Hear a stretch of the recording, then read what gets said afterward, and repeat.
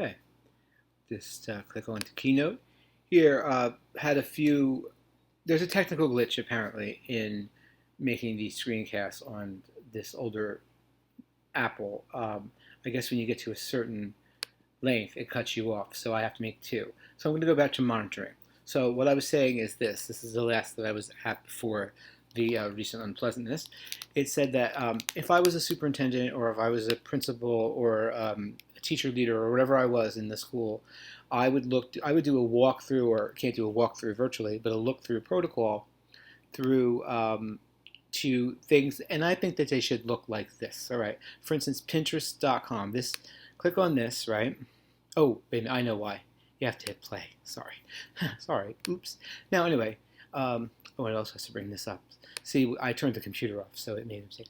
Anyway, yes, I would want to see artwork created by the students and different activities and things based on things like we're looking on Pinterest. And Pinterest is an interesting thing because in this instance, teachers are sharing their ideas in hopes that other teachers use them. Like we could do the same thing, the same types of things, maybe not the same exact thing, but you can get lots of different ideas, especially in this dual language program, just from the few things I'm showing you. For instance, one, I talked about cognates earlier. Remember the Queen Mary and King Philip were married. King is Queen of England, King of Spain. So chocolat is chocolate, and synonyms, synonyms, and familia, family, and all. These are cognates, words that are together. And then if you go down, there's so many interesting things to look at, like El Toro, a review game for Spanish class. Uh,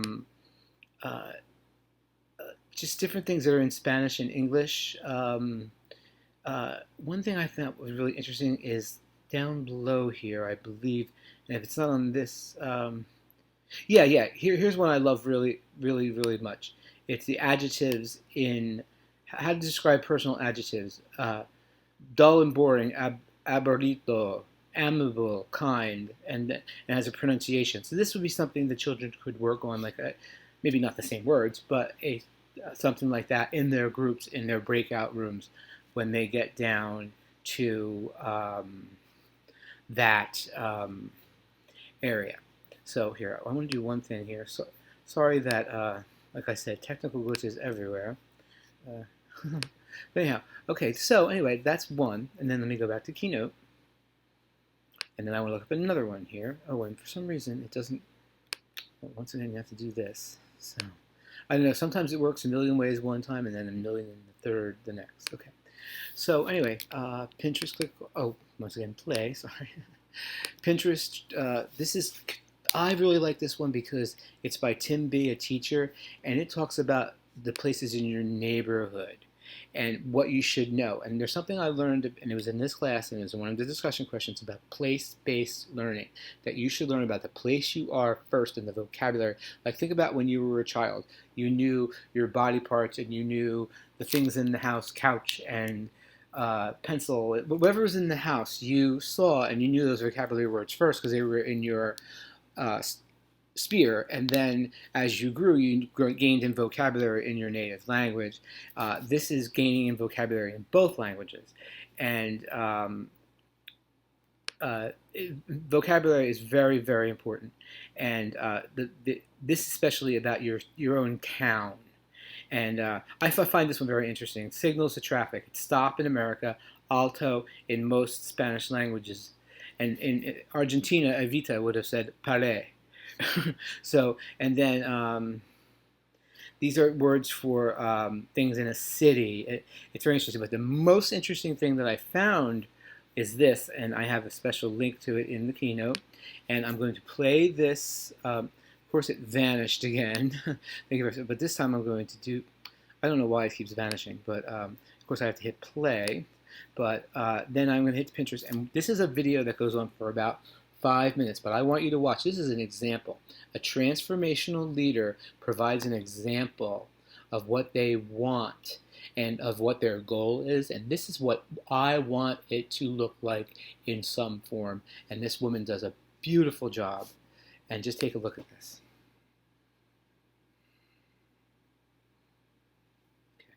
Hola, ¿qué tal? In today's video, we are going downtown and we are going to talk about the places you can find around it. We will also be reviewing quantifiers in Spanish. This video will be in Spanish and it has subtitles in Spanish, so if you need them, activate them with the closed caption button below. Also, you will find a quiz at the end for you to check your listening comprehension. So let's get started. Reading, writing, learning, all at the same time, and listening comprehension. Before we start, let's take a look at some of the vocabulary you will hear in the video, just so you can get familiar with it.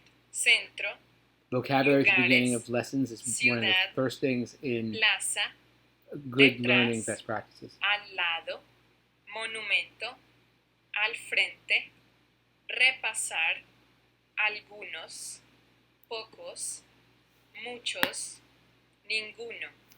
See how they have it in Plaza de both mercado, languages? Parque. Well, finally, let's check the video, right? Hola, ¿qué tal? Hoy estamos en el centro de Nashville y hoy vamos a hablar de los diferentes lugares que tú puedes encontrar en una ciudad. Este lugar... Just wanted to point out that somebody who... let me hit this X here. Somebody like me who's a visual learner as well as an auditory learner can read along with what she's saying and hear what the words are. And since I know a lot of words that I might not pick up because of accent and stuff, I'm learning them as I go, as I read. So that's one thing that I would recommend on our videos that I just discovered right now. It's a good idea. El que tú ves aquí es una plaza y el nombre en específico de esta plaza es... Se me olvidó. Eso, Legislative Plaza o la Plaza Legislativa. Pero bueno, en fin, en todas las Even she ciudades forgets tú some of her encuentras vocabulary in una Spanish plaza, o because por she's lo menos bilingual. en las ciudades grandes. Detrás mío hay un monumento. Behind Ese her. monumento se llama Monumento a la Guerra. Yeah, Al lado mío tú puedes encontrar el Capitolio del Estado y al lado mío puedes encontrar otro monumento. Al frente, ahorita te voy a mostrar, al frente vas a encontrar el Centro para las Artes de Tennessee. Ahora, vamos a ver un poquito, vamos a repasar los cuantificadores. Los cuantificadores te dicen la cantidad de cosas que hay en un lugar. No son los números, sino que son las cantidades. Por ejemplo, algunos, pocos, muchos o ninguno. Entonces vamos a ver alrededor de esta plaza y vamos a ver qué hay en esta plaza. ¿Listo? Vamos. Hay muchos árboles. Muchos, a lot of Hay trees. un hotel. Big hotel. Este es el monumento a la Monument to Guerra the de war, to Corea the guerra. de 1950 And what year it was. a 1953. Detrás de mí está el Capitolio del Estado y como puedes ver hay muy pocas personas. Hay muchas escaleras. A lot of stairs. Escaleras. See, Hay you learn these muchas words as you go. flores. Algunas son amarillas y algunas son blancas. Detrás Some mío white, some hay yellow un is what she said. parque Amarillos público. es Hay blanco. muchas personas y al lado mío hay una plaza de mercado. So, how was that video? Did you understand everything or just a couple of words? Now I'm going to show you some questions with options so you can tell me what's the right answer. Let's start. ¿Qué hay al lado del parque? ¿Un hotel? ¿Un monumento? ¿Un museo? ¿O una plaza de mercado? Una plaza de mercado. ¿En qué años ocurrió la What Guerra year de was the Corea? war De in 1960 Korea? a 1963. De 1950 a 1953. De 1940 a 1943. O de 1930 a 1933. So anyway, I'm going to turn it off now. What's the year of the war? Okay. All right. I think, let me just see if there's any more. I can't remember everything, and I don't want to, like, go on. There's questions. What color were the flowers? Like, really, what does that matter to us? But this is the kind of questions that you would ask your students at the end in both languages. And then you review the vocabulary at the end as well. Another thing that she does. And anyway, why not Spanish? It's a great, great video that I found on Pinterest. And there's more of them. There's hundreds of them. But we could make the same thing as Seaside Heights School and Seaside Heights Community by and talking about the things that are important to us, to go into our downtown, and they can learn about their place location first. Okay, so anyway, let me go back to Keynote, and of course it vanished again.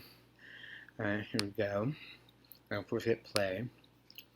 And then, so I showed the, okay, so best practices that I learned about. School districts should aim for a daily worksheet and a fun assignment for all stakeholders published on the school website. And it can be an activity with necessary vocabulary as well as listening, reading, writing, and reading in both languages that everyone can resubmit and collaborate on, say, a Padlet. I know that Dr. Skanger uses Padlet. With the different ways they worked on the project. So everyone could see each other's work on this pad. And not to like call anybody out or embarrass anybody, we'd probably work in groups. That we'd group the kids, 2 English speaking, 2 native Spanish speaking, work on this project and make this, use this vocabulary and come back and talk to us. And there's no mistakes in learning language.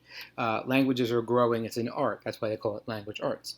So anyway, it would need to be timely, recognizing holidays, major curriculum topics, and other relevant things to the school and community. And a bilingual volunteer could make this in conjunction with the school, so there would be an additional cost. Like, we could get an intern to make this thing, or someone who spoke Spanish in the district, or a high school student could make it. Something with the teacher's help.